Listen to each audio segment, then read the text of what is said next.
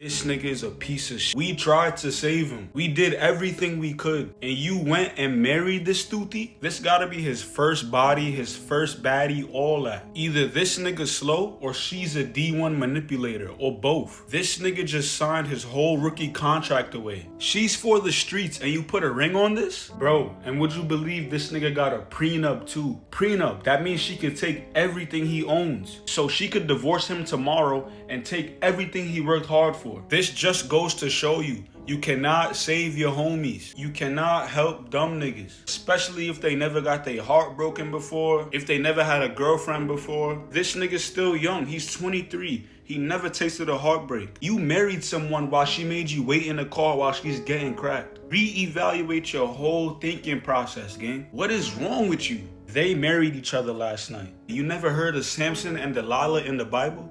You ain't learned from his mistakes? You ain't never heard of a Jezebel spirit? You're cooked. She's gonna take everything you own. Don't make the same mistake he made. Toto is not that good. Proverbs 31, verse 3. Give not thy strength unto women, nor thy ways to that which destroyeth kings.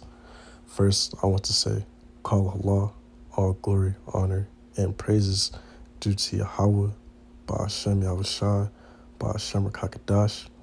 I want to give double honors to my elders and apostles of Great Millstone who teach and were well.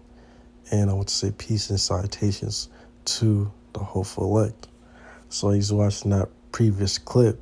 That guy explained the situation with Travis Hunter and, his now wife that he married, legally by paper, with the government. And, men nowadays, a lot of men are weak for women. They simp for women. They become, they don't think logically. They let their emotions control them, which results them into being submissive to a woman and letting the woman rule over them. And being with wicked women, knowing that woman is no good for you and can't serve you and can't help you in your mission. And this is the reminder to the hopeful elect men in this shoot, don't be a simp for women. Because being a simp for women is the worst thing you ever do. That could literally cause you to fall out this shoot of the Yahweh Shema Shai and lose your salvation. It's deadly serious. You got to use wisdom and discernment even much more. You got to use wisdom and discernment in everything, but even much more when it comes to dealing with women, because women can destroy a king. Women can destroy you if you don't know how they operate. I want to go into the word simp. We're on the etymology line, and it really just means simpleton, person of limited or feeble intelligence. That's the etymology line version of it, basically a fool. But I want to go into the Urban Dictionary of it. Simp. It is when a male is overly submissive to a female and gains nothing from it. So overly submissive that other guys cringe and feel ashamed when seeing them. This applies to males in relationships when they are so submissive that they say literally anything to be in favor with the female. And, that's going opposite against the scriptures. As the man, you're supposed to be the rock, have your values, morals, and a code you live by that no one can, sway you off of, that no man, no woman can sway you off of. If you're trying to gain favor with the woman, a female, she's not going to respect you because Yahweh Shema Shai designed them like that. Because women were created to be ruled over. Women were created to follow, be followers. Women were not created to be leaders. So if you're trying to gain favor with the woman by being a simp and doing everything she says and, disrespecting yourself, disrespecting your values because you just want to have, you want her box that bad, you want to be with her that bad, she won't respect you. Because a woman wants a leader that's a rock and that doesn't move when she does her antics, throws her tests at him. A woman wants a man who's going to, keep it real. A woman wants a man who's going to basically say, it's either my way or you could go kick rocks. That's what a woman wants. Because when she sees that, she feels safe and she can submit to you. And if she don't want to submit to you, she can go ahead and leave and find somebody else. It's that simple. But never be a simp, because nothing good comes out of it. As a man, you should never be simping for a woman, because as we go into the scriptures, it'll say that a woman was created for the man, not the other way around. 1 Corinthians 11, verse 3. But I will have you know that the head of every man is Hamashiach, and the head of the woman is the man, and the head of Hamashiach is power. So in verse 3, it gives you the order. Yahweh, then Yahweh Shai, then the Israelite man, then the Israelite woman. Tells you the order right there. And now we go down to verse 8. For the man is not of the woman, but the woman of the man. Neither was the man created for the woman, but the woman for the man. So if you go to the Edmund line and look up woman, it'll tell you what woman means. It means servant.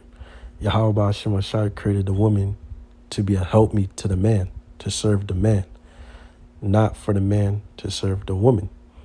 In this society, Esau Edom, the so-called white man, has strict this society, Babylon the Great, aka America, and its other parts, like mainly European nations, mainly Edomites, that, men and women are equal and that men should be serving women. It's got it all flipped because we're at the end times.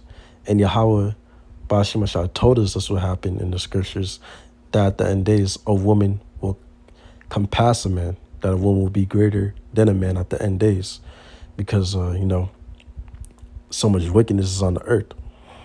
But it says right here that the woman was created for the man. The man wasn't created for the woman. So the scriptures tells us that the man is above the woman and that the woman should submit to the man in order for that relationship to work.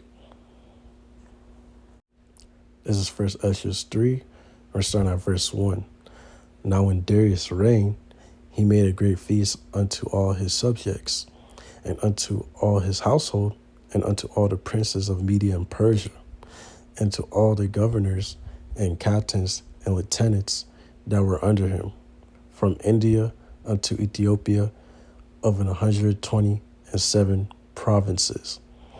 And when they had eaten and drunken, and being satisfied, were gone home, then Darius the king went into his bedchamber and slept, and soon after awaked.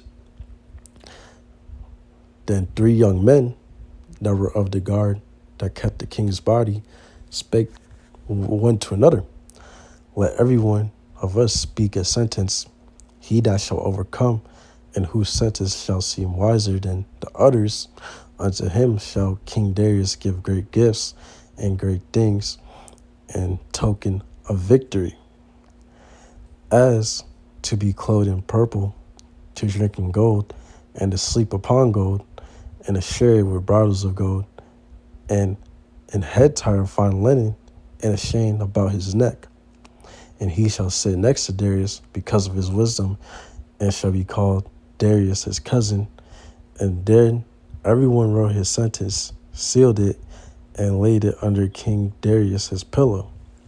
So these 3 young men that were the guard of King Darius, they basically were in a competition with each other to see who had the wisest sayings.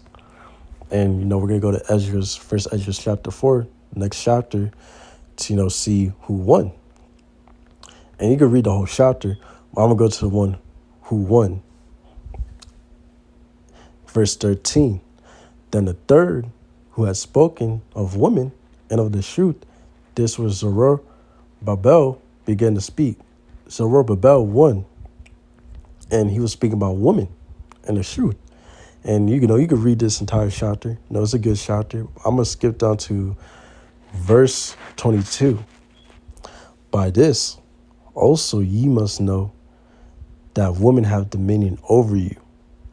Do ye not labor and toil and give and bring all to the woman? Yeah, a man taketh his sword and goeth his way to rob and to steal, to sail upon the sea and upon rivers, and looketh upon a lion and goeth in the darkness. And when he hath stolen, spoiled, and robbed, he bringeth it to his love. Wherefore a man loveth his wife better than father or mother. Yeah, many there be that have run out of their wish for women and become servants for their sakes. Many also have perished, have erred, and sinned for women. And now do ye not believe me? Is not the king great in his power? Do not all religions fear to touch him? So Zerubbabel basically told the truth about women. And he won. He talked about shit about life and woman. That nowadays the man is in a submissive state to please the woman instead of the woman pleases the man. No, Esau Edom, the so-called white man, has indoctrinated the men today to be submissive to women and to please the women, through ideologies, romantic shows, romantic music, all that stuff. So men have, always in the state of wanting to prove themselves to the woman, when in reality that's opposite to the scriptures, and it should be the woman always, choosing to prove themselves to the man, because men are the prize. Men are, Yahweh Shemashai deals with the men. Tabernacle is with men, as it says in the scriptures. And the only way a woman's going to get saved in this upcoming time during Jacob's trouble would be through a man. Only way a woman's going to get to that chariot is through a man. So it's to say, as a man, especially of the hopeful elect of Yahweh Shemashai, don't send for women. And, I speak to myself first and foremost that as a man of Yahweh Shemashai, of the hopeful elect, we need to pray for wisdom when it comes to dealing with people, and especially women. Because if you're not in your A game, when dealing with women especially, they will destroy you, because it's in their nature to do that, to try to rule over you and get over you, because Yahweh shall put that curse on them, that their desire should be to their husband, and their desire would be that they would try to rule over their husband.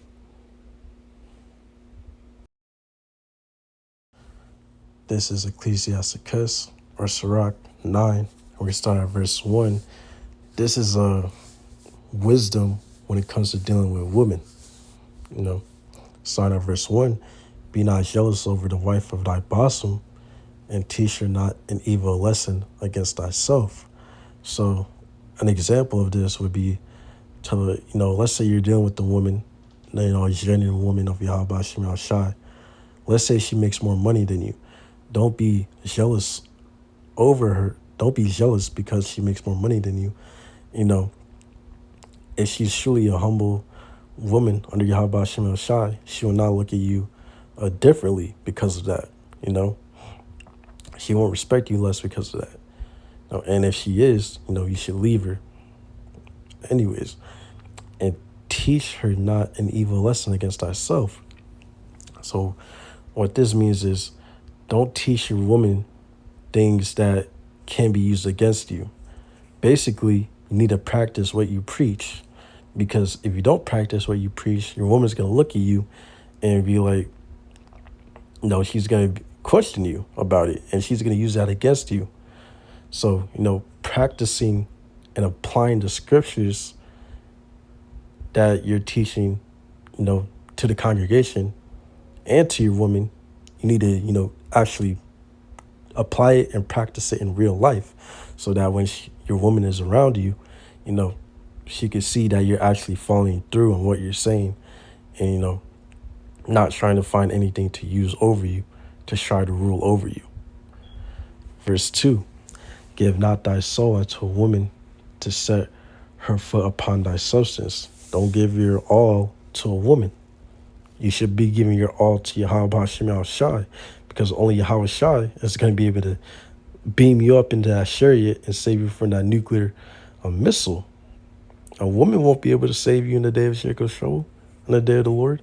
So don't give your all to women. Don't give your soul to women. Give your soul to Yahweh Shem Shai. Verse 3, meet not with a harlot, lest thou fall into her snares.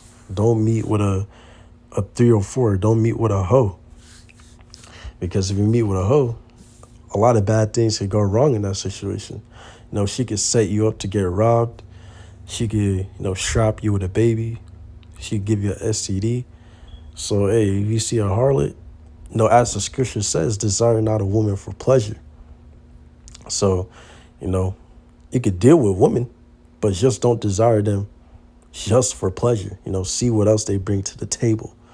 See how their mind works. See where they're at in their mind. See where they're at spiritually. Verse 4, use not much the company of a woman that is a singer, lest thou be taken with her attempts. So basically, it's telling you just be careful of women that can sing.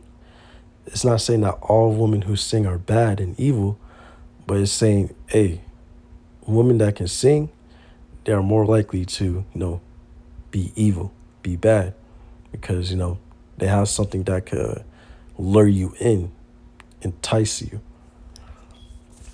Verse 5, gaze not on a maid, that thou fall not by those things that are precious in her. So, don't gaze on a maid, don't gaze on anyone's woman, because a lot of things to go wrong with that. It's just not wise to gaze and to look at someone else as a woman. Verse 6, give not thy soul unto harlots, that thou lose not thine inheritance. Hey, that's heavy. Don't give your all unto hoes. Don't give your all unto harlots. You should only be giving your all unto Yahweh Hashem Yahweh Shai. Because again, these hoes, chasing hoes, is not going to lead you into the chariot and save you from that nuclear missile. It won't save you from that. So if you're chasing out these hoes and not chasing after Yahweh Hashem Yahweh Shai, worrying about doing the work and making your calling and election sure, man, you are most definitely on your way to eating a nuke. So give your soul to Yahweh Hashem Yahweh Shai and don't worry about the harlots. Stay away from them. Verse 7, look not round about thee in the streets of the city, neither wander thou in the solitary place thereof. Yahweh Hashem Shai is telling you, don't be looking for the harlots in the city. Don't wander around the streets. Don't wander around there. There's nothing good that could come from there besides getting set up, and destroyed.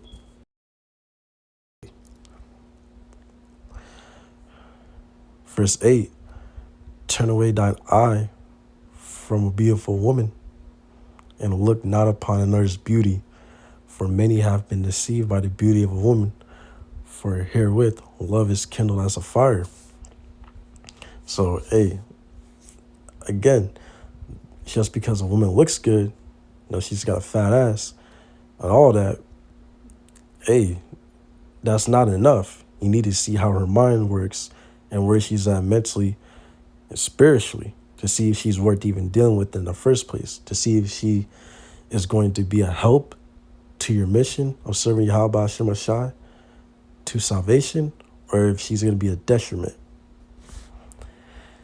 Verse 9, sit not at all with another man's wife, nor sit down with her in thine arms, and spend not thy money with her at the wine, lest thy heart incline unto her, and so through thy desire thou fall into destruction. So don't sit with another man's wife. Don't entertain another man's wife. I would say don't even try to look at another man's wife, because all those can lead to you committing adultery. And, if you commit adultery with another man's wife, Yahweh Hashem Shai is not pleased with that. And if you do that and the man finds out that you slept with his wife, hey, Yahweh Hashem Shai can put on that man's spirit to kill you. Because as it says in the scriptures, jealousy is the rage of a man. Men are territorial when it comes to their woman. So if you're caught in the act of committing adultery, Yahweh Hashem Shai can reveal it unto that man and put it on that man's spirit to kill you as judgment. Yahweh Hashem Shai doesn't play with adultery. So do not want to mess with that at all. Don't mess with another man's wife. This is Ecclesiasticus, or Sirach 7, verse 26. Hast thou a wife after thy mind? Forsake her not, but give not thyself over to a light woman. So if you have a wife, or multiple wives in this ministry, helping you, further serve Yahweh Hashem Shai in this ministry, don't forsake her. Don't forsake them. Don't forsake your wife or your wives that are helping you, get closer to Yahweh Hashem Shai. And, don't straight her in for a woman who's light. Basically mean don't leave your woman that's helping you get closer to Yahweh Hashem Shai for a woman that's a complete airhead and won't help you get closer to Yahweh Hashem Shai. Because a woman that helps you get closer to Yahweh Hashem Shai, and that's genuine and sincere, that's a gift from Yahweh Hashem Shai. Because as we go into Ecclesiasticus, or Sirach 25, starting at verse 12. Starting at verse 12. Hey, man, you're going to wish you kept that woman that, if Yahweh Hashem Shai, puts it on her spirit to stay, you know what I'm saying? You're going to wish you have kept that woman and not straight her in for an airhead, because this is what you're in for. So starting at verse 12, the fear of the Lord is the beginning of his love, and faith is the beginning of cleaving unto him. Give me any plague but the plague of the heart, and any wickedness but the wickedness of a woman. That's how bad a woman's wickedness is. Like, King Solomon was like, hey, give me any wickedness but the wickedness of a woman. That's how bad a woman's wickedness is. Verse 14, and any affliction but the affliction from them that hate me, and any revenge but the revenge of enemies. There is no head above the head of a serpent, and there is no wrath above the wrath of an enemy. I had rather dwell with a lion and a dragon than to keep house with the wicked woman. The wickedness of a woman changeth her face, and darkeneth her countenance like a sackcloth. Her husband shall sit among his neighbors, and when he heareth it, shall sigh bitterly. So, when the husband, has a wicked woman, and he sits with his neighbor, he's going to be upset, because he's going to start comparing in his head, the other men's, wives, and how they're treating their husbands. And then he has to realize he has to go back to his wicked woman. That's no position you want to be in. You don't want to come back home to a woman that's wicked and having to, fight another battle after you were battling the world. You don't want to go through that. So that's why it's very important to not desire a woman for pleasure and to vet them before you get in any deeper relationships with them. Verse 19, all wickedness is but little to the wickedness of a woman. Let the portion of a sinner fall upon her. Yep. That's why you gotta serve Yahweh Hashem Shai and pray that he does not send a wicked woman your way. Because that's the worst thing that could happen to you as a man. Verse 20, as a climbing up a sandy way is to the feet of the aged, so is a wife full of words to a quiet man. So basically a wife who always talking, who's always nagging, will make a husband who's weak, stay quiet. And he's gonna sit there and take it because he's weak. In reality, he should not, take that. He should just leave the woman and be by himself. Verse 21, stumble not at the beauty of a woman and desire her not for pleasure. That's a self-explanatory of itself. 22, a woman, if she maintain her husband, is full of anger, impudence, and much reproach. So basically, if you're not acting like the leader and, she's having to make all the decisions, she's going to be full of anger. She's not going to respect you as much because you're not in your role as, being the ruler over her. You're supposed to keep, as a man, you're supposed to keep a woman in her place so she doesn't, respect you less. Verse 23, a wicked woman abate the courage, make it a heavy countenance and a wounded heart. A woman that will not comfort her husband in distress, make it weak hands and a feeble knees. So yeah, a wicked woman will take the courage away from her husband, and make her husband have a heavy heart. And we know heart in the Greek translation means lab, which translates to mind. So the husband will have a heavy mind, dealing with his woman, and then now translate into his life. So that's why it's important, that you serve Yahweh Shema Shai. So Yahweh Shema Shai will protect you and not give you over to a wicked woman. Verse 24, of the woman came the beginning of sin, and through her we all die. Give the water no passage, neither a wicked woman liberty to gather abroad.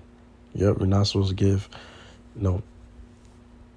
the men on the earth, they were never supposed to give woman liberty, because since now women have liberty to hoe around and to sleep with many men, that's going to cause more STDs, more children out of, unplanned children, a whole lot of problems. And, a lot more broken up families and dysfunctional families and a more dysfunctional society as a whole. So that's why you give the water no passage, give the woman no liberty to, sleep around. Verse 26, if she go not as thou wouldest have her, cut her off from thy flesh and give her a bill of divorce and let her go. So if you have a woman and she's just being a nuisance to you, and she's, fitting the descriptions of Sirach 25, starting, at verse 12 to 26, give her a bill of divorce, let her go. You know what I'm saying? If you don't let her go, if you're serving Yahweh Shema Shai, and Yahweh Shema Shai, is rocking with you, Yahweh Shema Shai will take her out himself, if that's the case. But you should know when your woman is on nonsense and she's not following your lead.